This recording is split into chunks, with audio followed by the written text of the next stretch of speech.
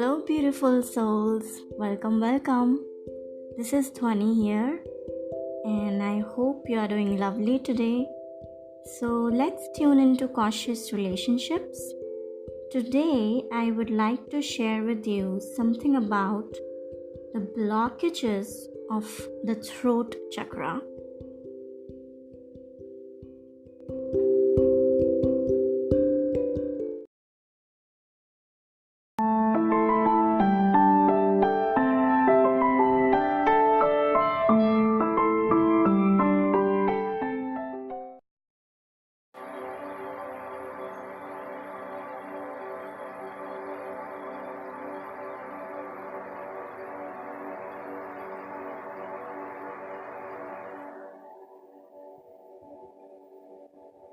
Now, before going to the blockages, let's understand certain aspects of the throat chakra. Okay, the throat chakra is the first of the spiritual chakras, being the center of our self-expression. To be open and aligned with your fifth or the throat or the Vishuddha chakra is to speak, listen and express yourself from a higher form of communication. Okay, let's understand the symbolic meaning of Vishuddha, or it's the symbol. The 16 lotus petals surrounding the fifth chakra symbol are often inscribed with Sanskrit letter, namely the vowels. Okay, so why vowels? Vowels, they represent the breathy, airy elements of words. A, E, I, O, U, right? Just like ether is the airy element of space. The inverted triangle of the throat chakra symbol is also symbolic of spiritual growth. The downward position is affiliated with the gathering of information, while the widening upward sides represent the blossoming knowledge leading to enlightenment. Okay, so now there are mainly two aspects: the power of mantras, and secondly, creativity. So let's understand first the power of mantras. The sacred sounds used in meditation and chanting called mantras, right? The word mantras comes from man, meaning mind, and tri, which means protection or instrument. Thus, a mantra is a tool for protecting our minds from the traps of non-productive cycles of thought and action. Mantras serve as focusing devices for making the mind one-pointed and calm. A mantra is designed to awaken the mind from its habitual sleep or ignorance. Using an affirmation that we repeat to ourselves every day, such as I am love, the rhythm of the repetition helps to infuse that meaning into our consciousness. So, invest energy into what you want and not what you don't want. right? So what you speak to yourself is very important. We are co-creators. We have creating powers along with the universe, and using this our ability as manifestors, we can write and speak into existence what exactly we desire. The universe has enough and is always ready to deliver that to us. But we should be ready to receive it. We should be brave enough to ask for it, to speak it, right? The second aspect is the creativity. Communication is a creative process. Um, may it be by speaking, by writing, by any other kind of expression like art, music, dance, pottery, anything at all. The more skilled we are at this art, the more creative the process becomes, right? While creativity is often associated with the second chakra, that is the sacral chakra, where we birth our creations, where we create life. Creativity is also a form of expression where it resonates deeply with the fifth chakra, our throat chakra. Creativity is characterized by the ability to perceive the world in new ways, to find hidden patterns, to make connections between seemingly unrelated phenomena, and to generate solutions. And the process of creation is a process of inner discovery. We become channels for spiritual information, learning a language more universal than human tongues. Creativity releases our inner power in this way. Now, Mercury planet is the ruler of the fifth chakra and is also known as the messenger planet. It speaks in terms of logic and reasoning. Mercury represents how we think and how we communicate our thoughts and emotions. So it's no surprise that Mercury rules professions dealing with writing, teaching, speaking, books, publications, documents, papers, blah blah blah. We had a Mercury retrograde some time back. So during a Mercury retrograde, communications tend to get fouled up and travel plans are also disrupted. So that is a perfect time to communicate by listening than speaking. Listening to your own self, listening to others, but in a productive way. Self-reflection, self-introspection, going within, focus on resonating with others, slowing down life and seeing things from a new perspective. Now let's jump onto the blockages of the throat chakra.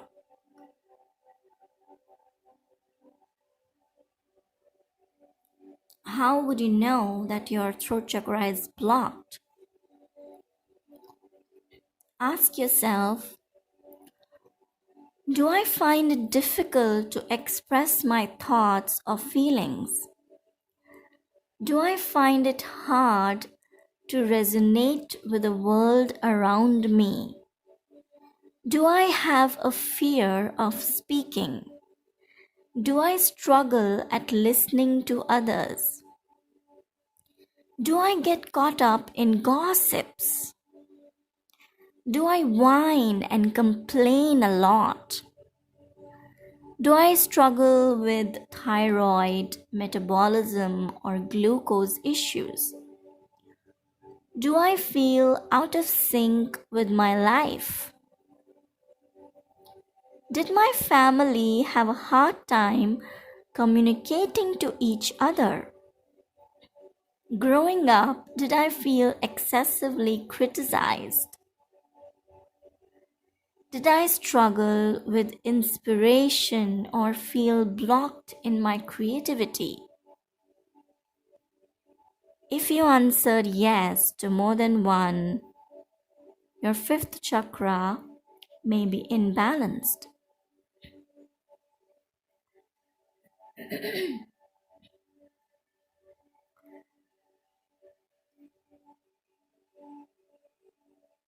Absorb what is useful, discard what is not. Add what is uniquely your own, as said by Bruce Lee. Now,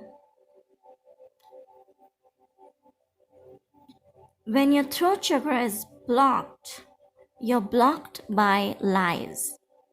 A clear sign that your throat chakra is blocked is a closed in feeling of inauthenticity and dishonesty, coupled with the claustrophobic feelings of insecurity and anxiousness.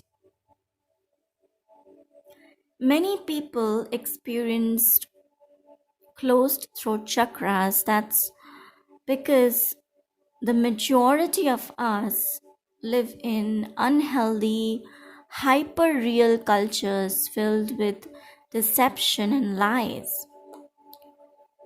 So, as a result, we are often lying to ourselves without even realizing it. And we are unable to be honest with ourselves or genuine with others. We find it difficult to be impeccable with our word, and so we experience poor communication with ourselves, with others, and with the greater cosmos. The truth seems elusive and sometimes even unreachable. So we shut down and become codependent agents, just going through the motions of an anxiety riddled life. Like, for example, when we are in a low frequency vibration, not resonating with the truth within us, we try to discard our emotions by depending on exterior entities. Like, sometimes when people are sad, they eat a lot, or they smoke, or they drink alcohol, or in extreme cases, some even fall into sexorcism, meaning they have sex with multiple partners to forget the earlier one, or they watch porn, or simple acts like, when we feel pain, we want to cry, but we think it's a bad thing or a weak thing to cry. So then we try to divert ourselves, assuming that we should always be in a happy mood by watching a movie or going out and partying with friends. We don't tend to sit still with our emotions, low or high, and actually allow them to pass through us, to give ourselves some time and some space, not judge ourselves for feeling that way. And like this, we are blocking our communication with our own heart. We are creating blockages.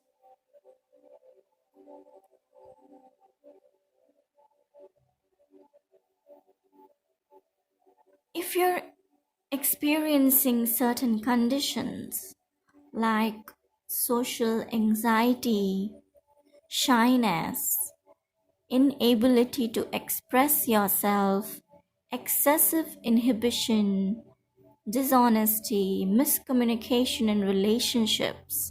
Like you want to say something else, but you say something else actually. You mean something else, but you say something else. And then there's neck pain, throat problems. These are all symbolic that your throat chakra can be imbalanced or blocked.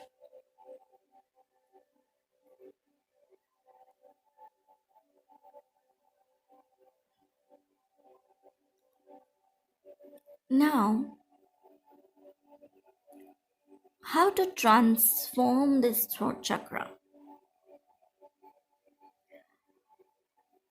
So, the fifth body is the spiritual body associated with the fifth chakra, right? Each chakra is associated with each body. The Vishuddha or the Vishuddha chakra is connected to the spiritual body. The first four bodies and their chakras were split into two. They had a sense of duality. That is, the feminine and the masculine, the yin and the yang, the dark and the light, the true and the false. There is duality. There is always two sides of the coin. The duality ends with the fifth body. As I have mentioned before in my episode of the 7 subtle bodies and the difference between men and women, you can visit those episodes if you want. The difference between male and female, or the masculine and the feminine energies, lasts until the fourth body. After that, it ends. If we observe very closely, all duality belongs to the male and the female, or the masculine and the feminine, or the yang and the yin, where the distance between male and female is no more. When they merge into one, at that very point, all duality ceases. So the fifth body is non-dual. It does not have two possibilities, like we had two possibilities in the transformation of the earlier 4 chakras, right?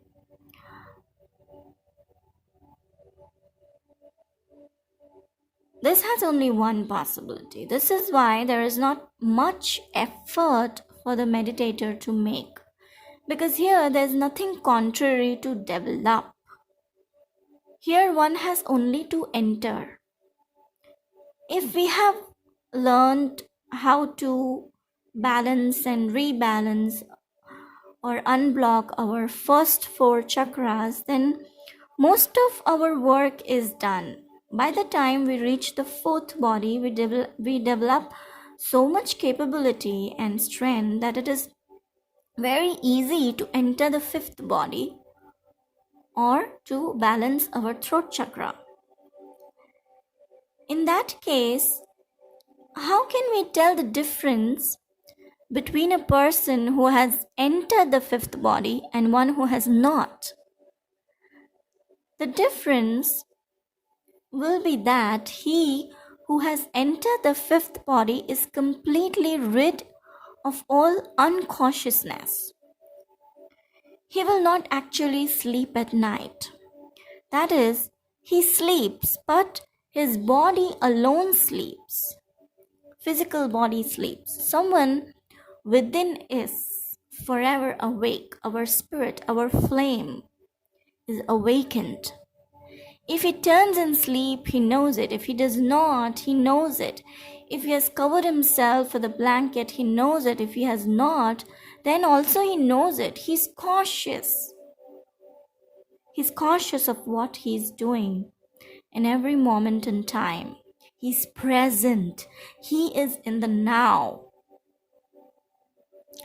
His awareness does not slacken in sleep. He's awake all the 24 hours. And for the one who has not entered the fifth body, his state is just the opposite.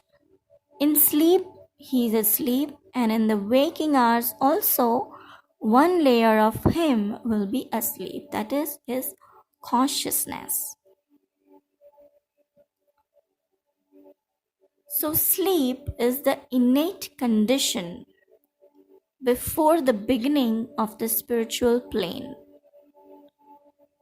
Now, man is a somnambulist, meaning it's a condition in which a person walks around while they are sleeping. So, he's a somnambulist before he enters the fifth body. And there, the quality is wakefulness.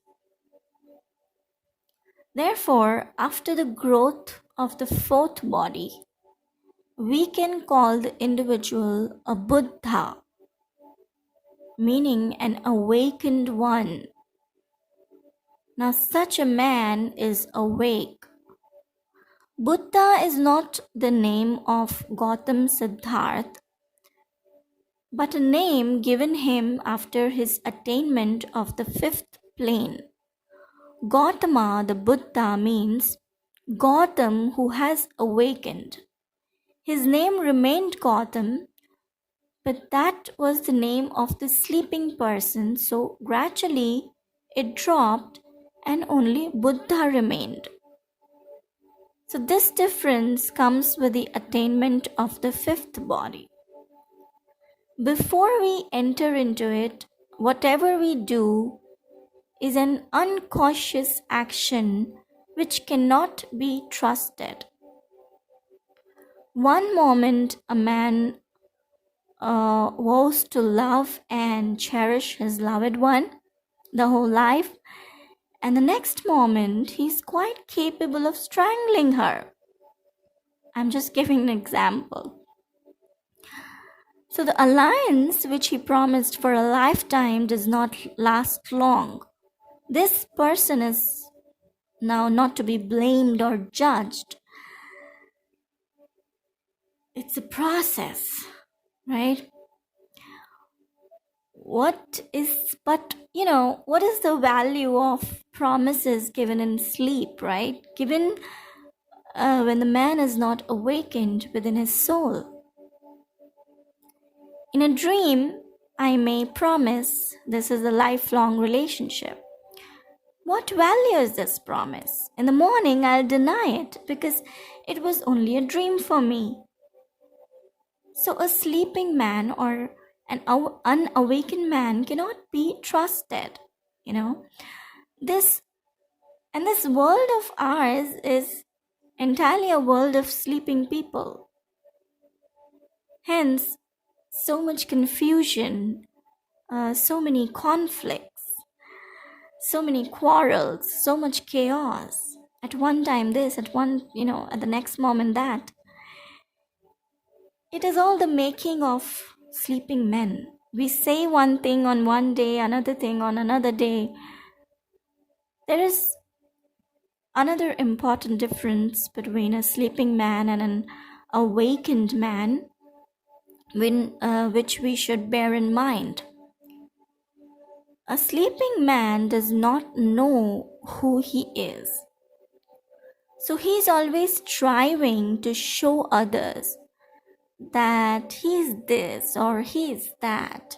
This is his lifelong endeavor. He tries in 1,000 ways to prove himself. Sometimes he climbs the ladder of politics and declares, I'm so and so. Sometimes he builds a house and displays his wealth, or he climbs a mountain and displays his strength. So he tries in all ways to prove himself. And I'm not saying there's something wrong with that.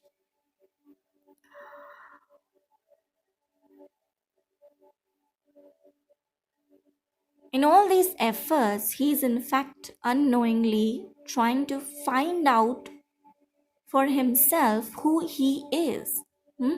He knows not who he is. And there is nothing wrong in it. It's a process of discovering ourselves. And for everyone, the time frame can be different, so no one is to be judged. So before crossing the fourth plane, we cannot find the answer. The fifth body is called the spiritual body because there you get the answer to the quest for who am I. The call of the I stops once and for all in this plane. The claim to be someone special vanishes immediately. If you say to such a person, "You are so and so," he will laugh. All claims from his side will now stop because now he knows there is no longer any need to prove himself because who he is already now a proven fact. We are all part of the source energy. We are all one. We mirror each other in some or the other way. And we ultimately are going to go back there when this incarnation ceases, right? We have arose from the dust and we are going to become dust one day again. The conflicts and problems of the individual end on the fifth plane.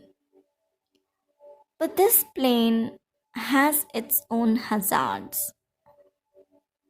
You have come to know yourself. And this knowing is so blissful and fulfilling that you may want to terminate your journey here. You may not feel like continuing on. Your desires, your dreams, your ambitions may not be of such importance to you anymore because competition ceases here. From where does the competition arises? From the desire to prove yourself, right? To know yourself. So the hazards that were up to now were all of pain and agony because they were attached in some way to the fulfillment or unfulfillment of our desires and dreams. Now the hazards that begin are of bliss. The fifth plane is so blissful that you will not have the heart to leave it and proceed further. Therefore, the individual who enters this plane has to be very alert about clinging to bliss so that it does not hinder him from going further. Okay, but one very important thing, it's a conscious choice to be made. Here, bliss is supreme and at the peak of its glory. It is in its profoundest depths. A great transformation comes about within one who has known himself. But this is not all. There is further to go also.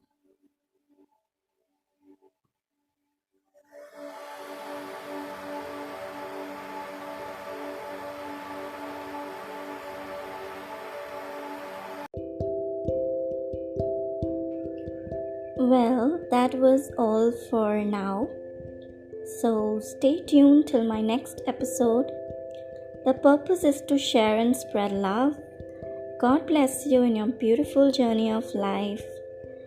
And please share this episode so that more and more people can benefit. and click the subscribe button and especially the bell icon for my YouTube viewers so that you get notified every time I upload a new episode. And you're more than welcome to join our Facebook group, Conscious.Relationships, or follow me on Instagram, Conscious.Relationships. The link is in the description box below or in the About section. Okay, so I'll leave you with that. Thank you so much for listening and have a good time. Bye-bye.